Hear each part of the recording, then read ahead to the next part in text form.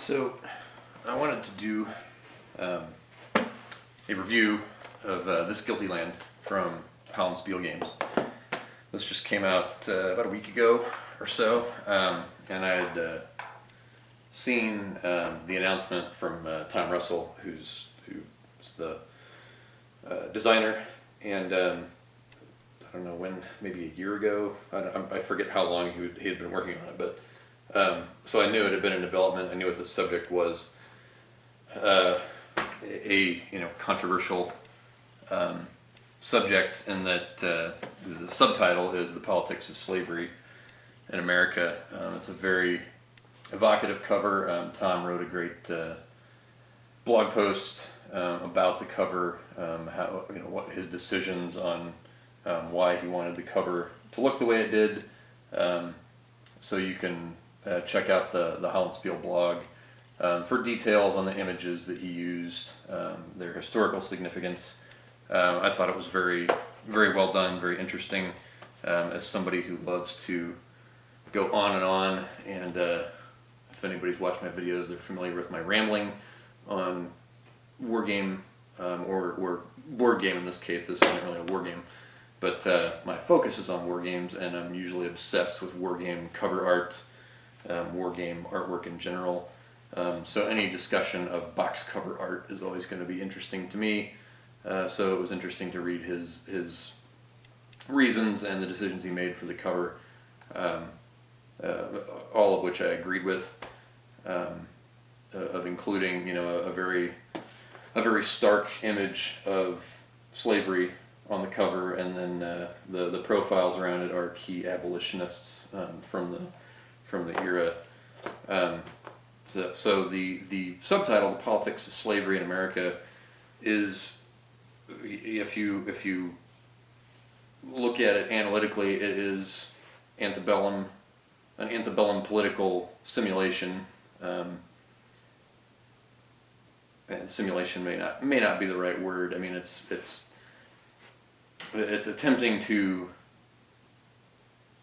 study or recreate that the effects of the American political system in the pre-Civil War era, where you essentially have these two ideologies facing off against each other, and those ideologies are ranged from abolitionism to essentially the fire eaters, or the rabidly pro slavery, pro secession party, or elements of the party, and then spanning all the way to the various compromise parties and positions that existed between those two ideologies, because it was not an era of only ideological extremes, but it was these extremes that created the political situation as it existed at the time. It was, anybody who's studied antebellum United States history knows that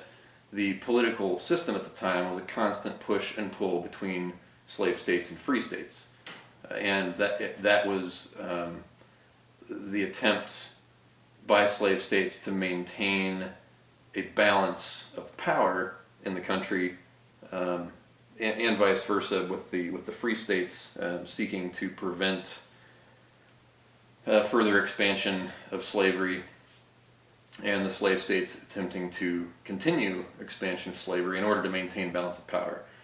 And that's where you get the Missouri Compromise, and all these different compromises. And in fact, the third faction between justice and oppression in the game is compromise. It's the faction that, per Tom's position that he's taken in the game as the designer, which is compromise is the third faction that can't exist. One of these, it's either oppression or justice, is going to have to push things one way or the other, with the inevitable result being the Civil War. So I think more so than the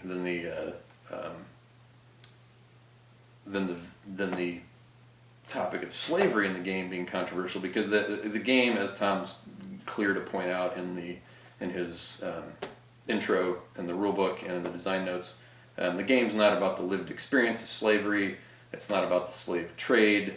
It's not about, people interacting with slavery at a personal level, but it is the maneuvering of powers that sought to support slavery, that defended slavery, that believed in slavery, essentially facing off against the powers that saw it as a great moral evil that needed to be removed from the country, from the system of government that the country had, which I think is certainly a valid view of the historical situation at the time. And so, but that viewpoint is that the Civil War was not something that you could have compromised your way out of. That the forces of slavery and the evils of slavery were not something that you could just continue to equivocate about and muddle your way along. Eventually there had to be a reckoning, and a reckoning that would be only had through bloodshed, which was where the title of the game comes from John Brown's quote that the sins of this guilty land can only be, and I'm completely paraphrasing, but can only be cleansed through bloodshed, essentially, or can only be resolved through bloodshed. But the game itself is there's no dramatic, there's no combat, you're not getting to the Civil War, there's no part of the Civil War in this. It is the maneuverings between these two ideological forces and their attempts to influence and control the United States government through the House of Representatives and the Senate. And so that's done through essentially regional power politics of the era, is abstracted out into your control of these, or your influence by these two sides on the House of Representatives and the Senate. You play cards. The cards have different events or actions that you can take on them, and those actions, the way you wield those cards will determine how you control the different regions of the game. There's also another element to the game of passing laws to further increase the power of your particular side through amassing victory points.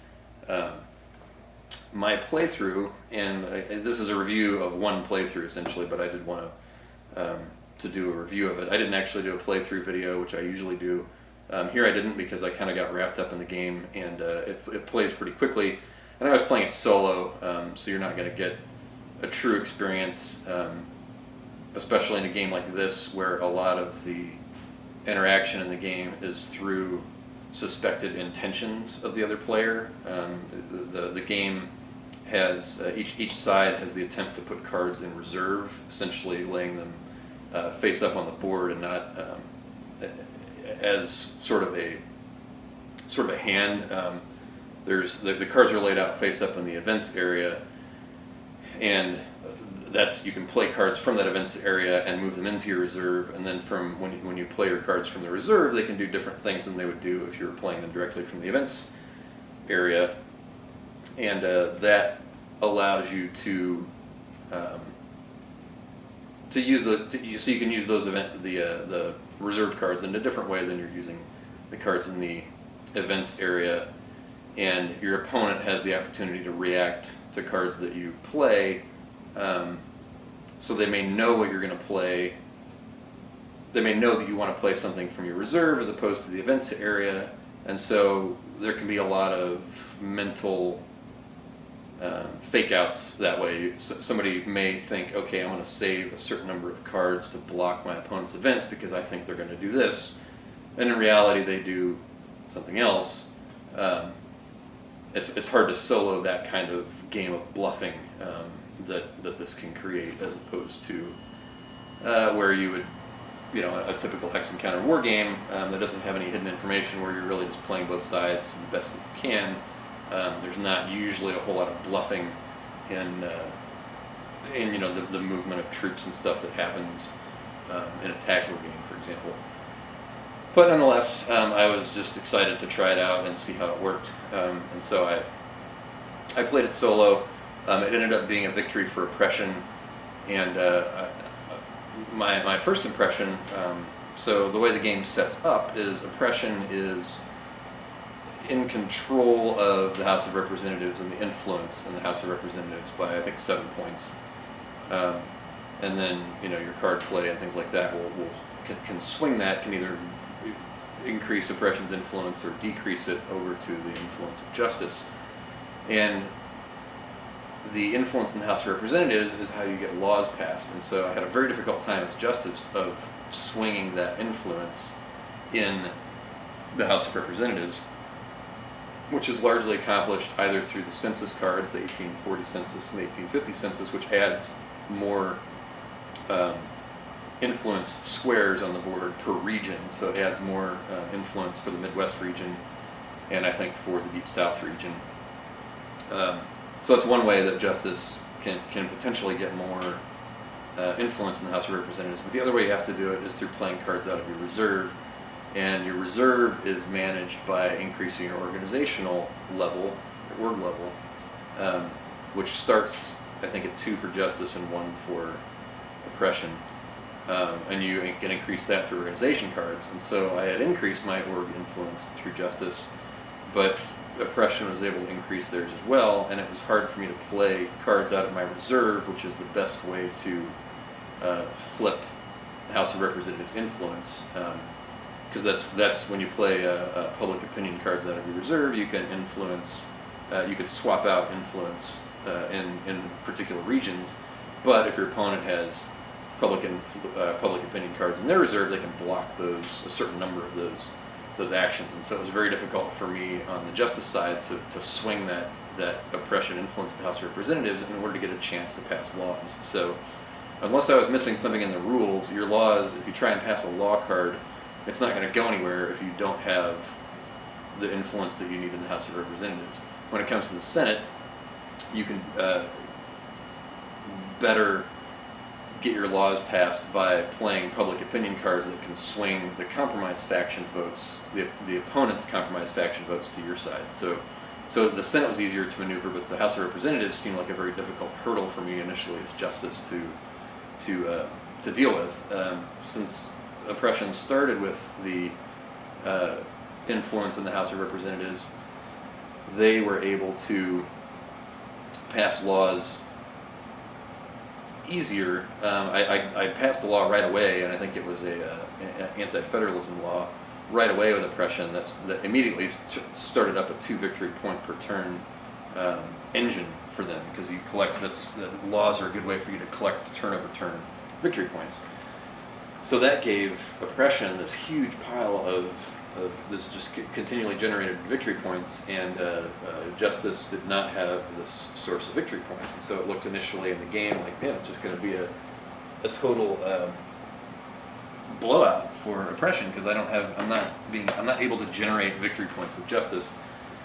But justice has a leg up in tallying up final victory points at the end of the game, because they get victory points awarded for influence tokens in the different regions that are flipped to the justice side from the blue compromise side. So justice has this incentive to, okay, maybe you don't need to worry about the laws so much if you can just flip as many blue influence tokens to the justice side as possible and rack up victory points that way at the end of the game. So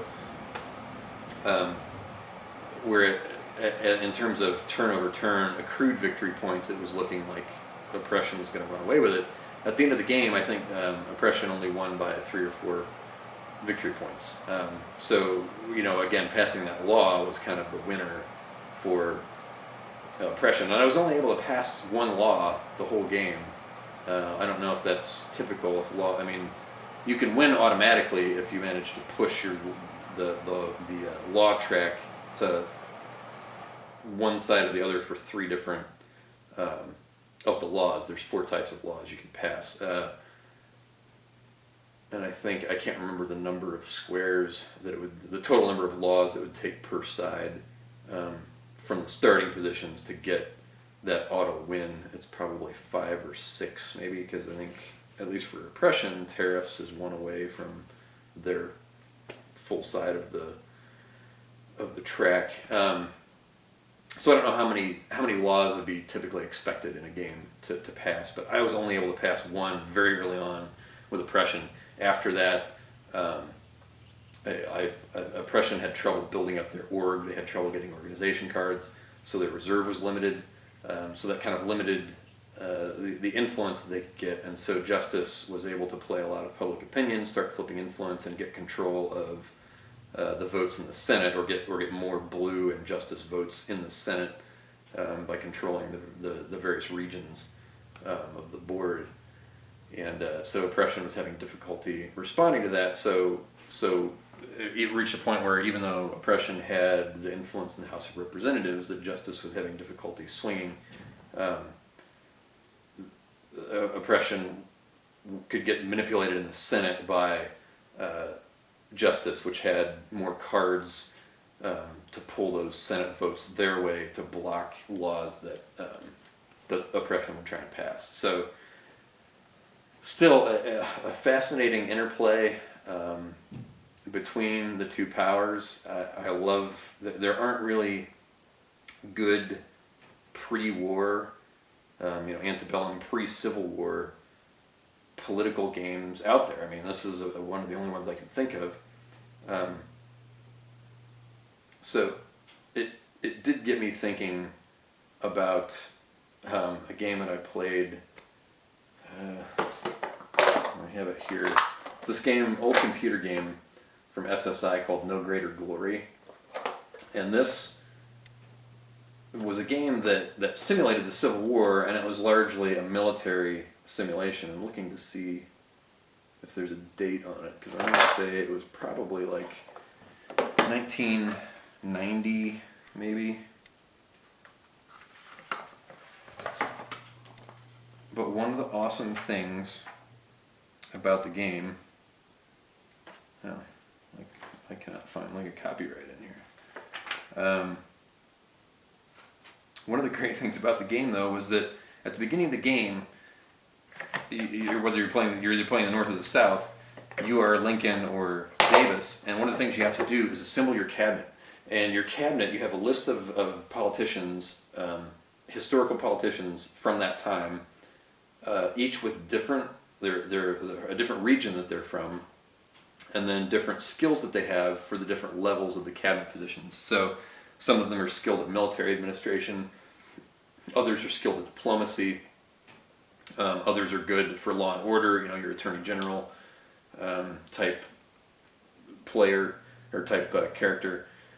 And you have to pick the best guy, but the most talented guys, you can't just put all the most talented guys in your cabinet, because the region that they're from then is important on how the different states and the different regions are going to react to your administration. So for the North, your cabinet selection is very difficult, because you have to pick guys from the border states, at least a couple guys from the border states, if you want to avoid, say Kentucky, for example, of swinging to the Confederacy. So it becomes this little mini game that you're playing before the main, troops and operational and strategic Civil War combat game starts, where you have to put together a cabinet that's going to help you. You want to put, like, for the Union, you're tempted to put Stanton as your Secretary of War, because he's the most talented guy in terms of like his skill for administration. So he's going to help you. And I forget what the exact, it's all laid out in the game, but I forget what the exact specifications are on how they calculate all of these on how the different influences play out in the different positions. But if you make him the Secretary of War, you're more likely to have, I think, better recruiting for your troops, better supply, transportation, whatever. All those combat elements you'll get a little boost. But you could also make him your Attorney General, and then you have a very good chance of keeping some of the border states from seceding before the game starts. So that could also be very beneficial. Like for the South, it's the same thing. You have to put a cabinet of guys together from the different regions, and sometimes you have to choose guys that aren't very good in order to keep certain regions of the game happy, so you can get more recruits, so you can have a better army. All these little things that come into play, and it totally affects how the game's going to go. And like I wish, for years and years and years, I wished, why can't there just be a game of that? Like I didn't even care. Like that was part of the game. Was so fun for me that like doing the combat simulation engine in the game is really terrible. Like it didn't seem balanced at all. It wasn't really transparent of how the battles between two sides are being decided. So to me, like the simulation side of the game, the battle and the war simulation side of the game was not as good as this little political mini game that you played at the beginning. And you can shuffle your cabinet, you can continue to make changes as the war goes on. So in fact, for the Union, you almost have to, because like in order to get Mid-Atlantic support early in the game for the North, you have to make Simon Cameron your Secretary of War, but he's terrible. He's like one of the worst guys in the game in terms of his skill. I think he's like a 2 on his administration skill or something, which just totally hoses the Union at the start of the game. But if you don't do that, then like you lose a bunch of support in the Mid-Atlantic, and then you have to spend a good portion. If you put somebody else in Secretary of War and snub the Mid-Atlantic, then you have to spend more of the game rebuilding support in the game. And there's other diplomatic choices you can make throughout the game, which are all, again, more interesting than the combat side of it, in my opinion. For the South, you can work with the cotton embargo and the working diplomacy with Europe and trying to get recognition. You can do all these sorts of things on the North side. You can determine when you're going to emancipate the slaves, if ever, or to what level you'll emancipate them. Is it a de facto emancipation? Is it full emancipation? And you have to weigh what the effect of the game is going to be on the different political regions of the country. And so it was that breakup of the different political regions of the country that this Guilty Land made me think of. No Greater Glory. It's like, oh, this regional push and pull of antebellum, and in this case it was, I guess, during bellum, whatever that would be, during the war politics.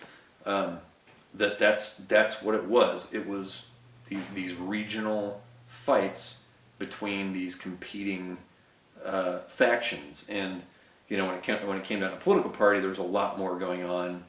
It wasn't purely ideological if you study who was doing what historically, but broadly looked at, it was this ideological balance between the slave power and the essentially free power, for lack of a better word. And so, the free power at the time, the free states, the power in the free states, or the northern states, largely northern states, was not all pure abolitionist. I mean, for many years in the antebellum period, the abolitionists were definitely more of a fringe movement, but that was the direction that they wanted to push the country, and it was the direction that the country ultimately ended up going, which was, at some point, slavery has to be abolished. The country can't function with slavery in existence, and so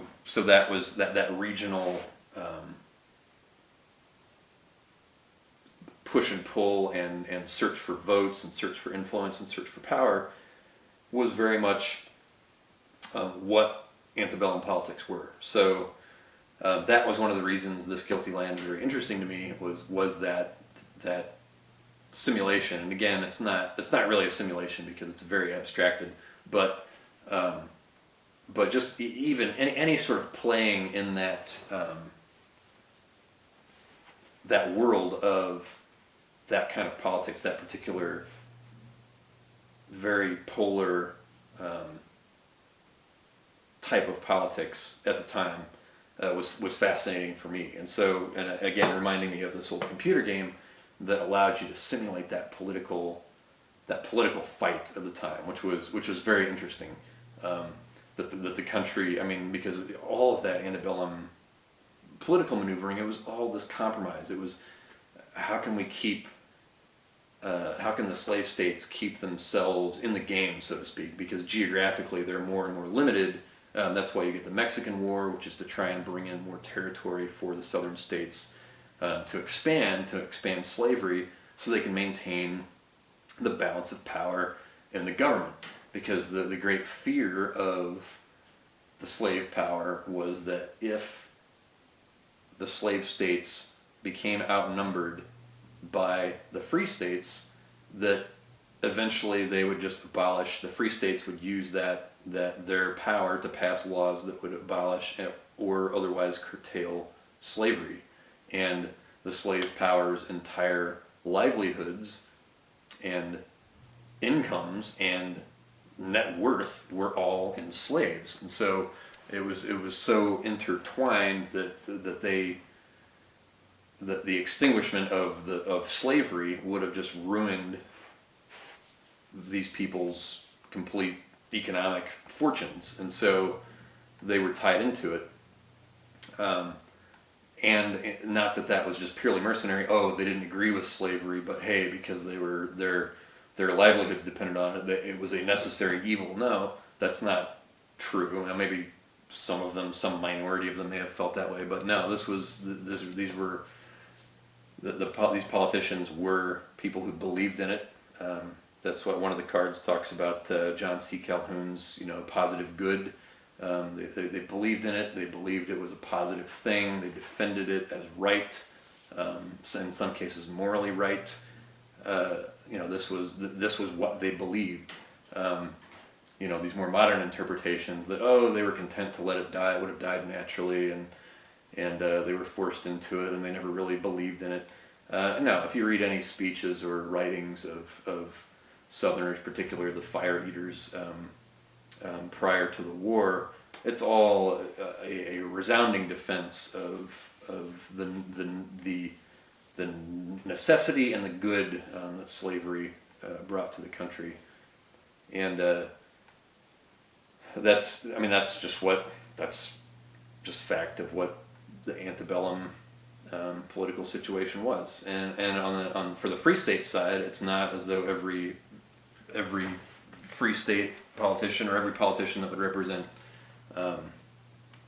the justice side in this game believed absolutely in abolition or in racial equality. But when you broadly abstract it out, that was the position that they ultimately ended up pushing towards. Whether certain individuals believed in it or not, that's the direction it went. And so that's what the game abstracts out, is this tug of war between these two sides.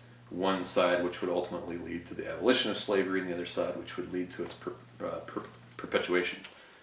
So to me that doesn't seem controversial, but you get some people saying that, if only we'd been able to compromise, we wouldn't have had the Civil War. And this game posits that that's just not true. That the Civil War was going to happen.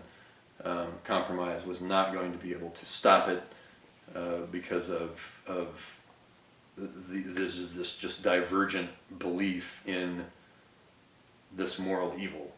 And so to me, none of it felt controversial to me. And once playing it, it certainly didn't feel controversial. It felt very much like, hey, this is an abstracted look at how antebellum politics worked in this country.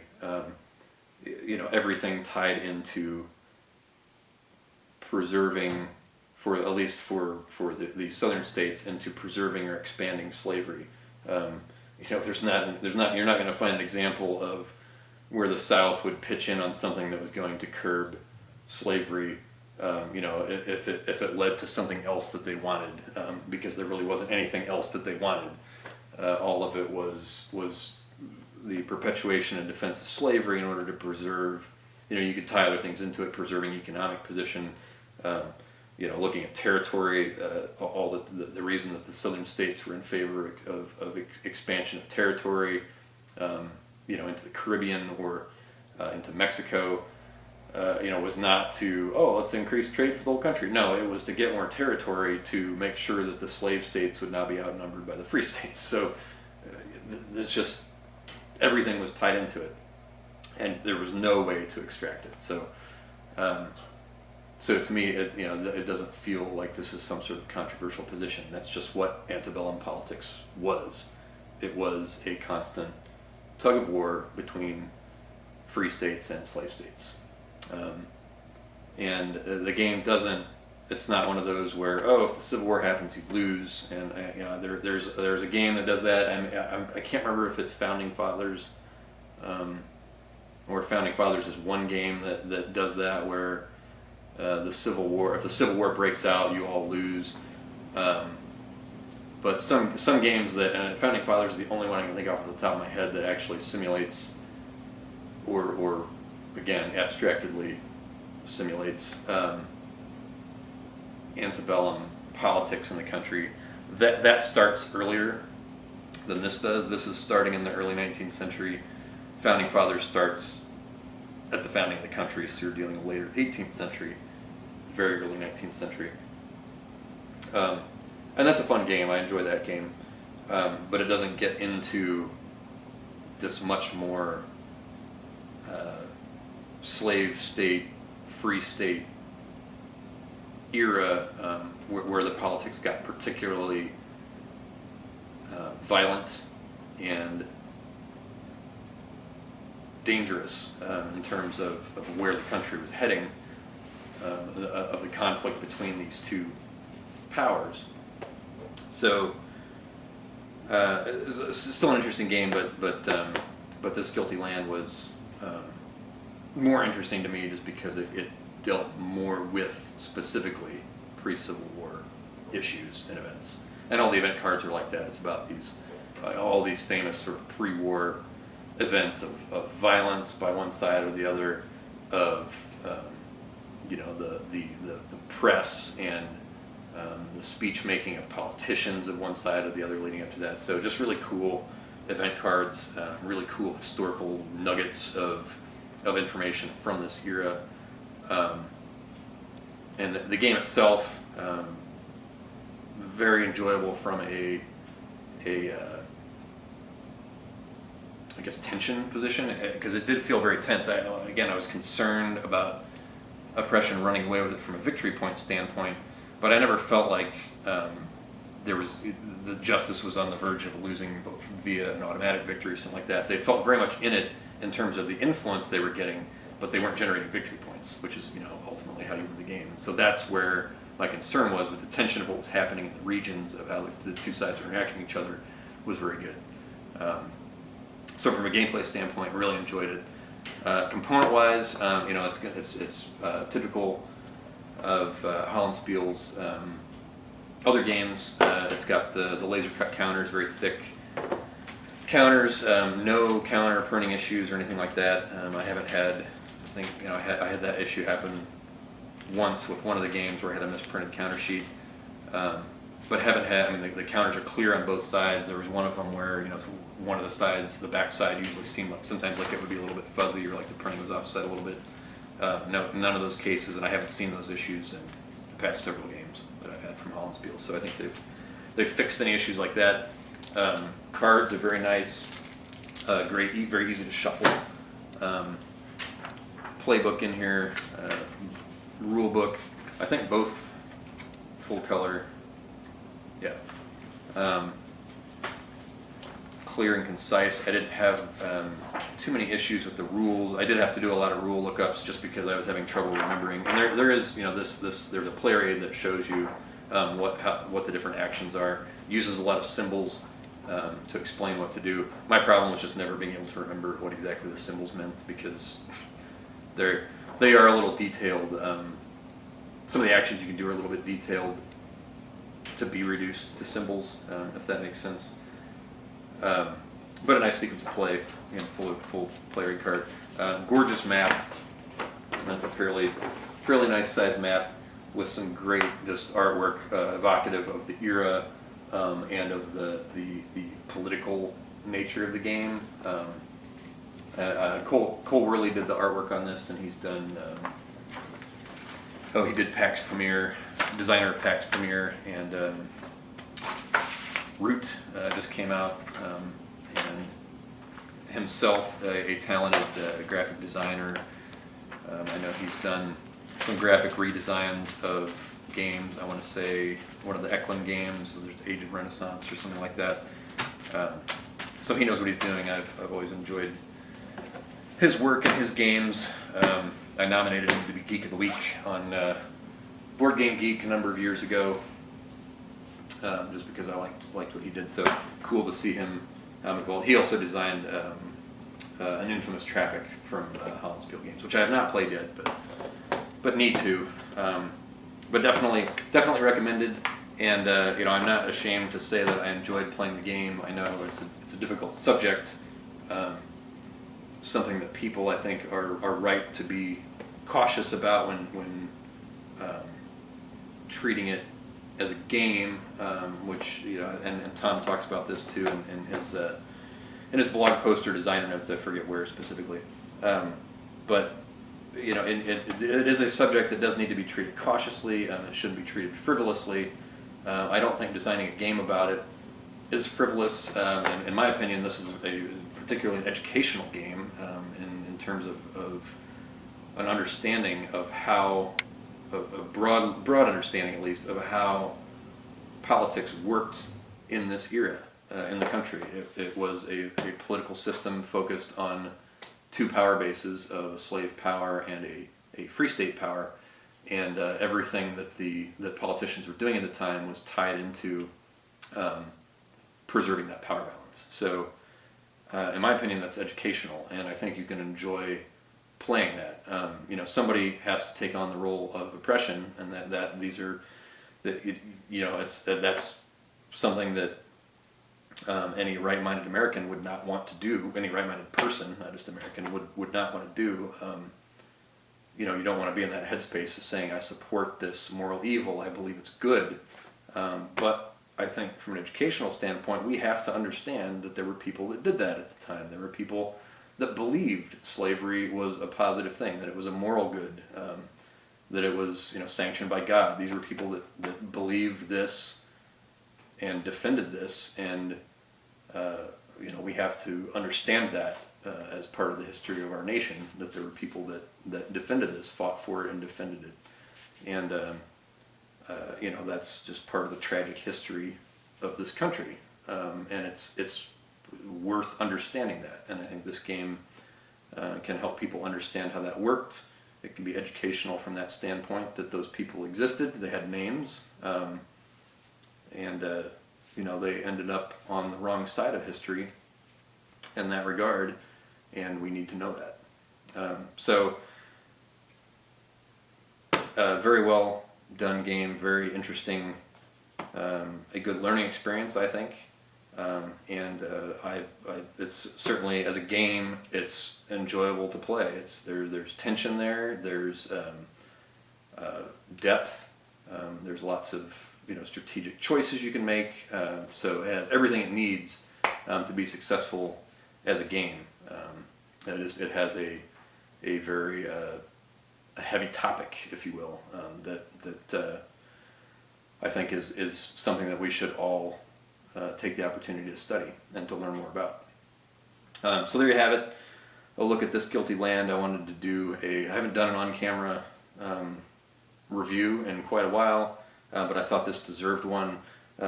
Sorry to Tom that it turned into a 10-minute description of a 25, nearly 30-year-old computer game, but I couldn't resist talking about this game that I've been looking for some level of comparison to for so many years, and finally I found something that at least started to touch on that kind of Civil War era political maneuvering that I've so longed for so many years. So maybe someday somebody will make the board game version of this, or maybe even a computer game version that does this political simulation that's so fascinating to me. So anyway, This Guilty Land, give it a try. I think it's definitely worth it.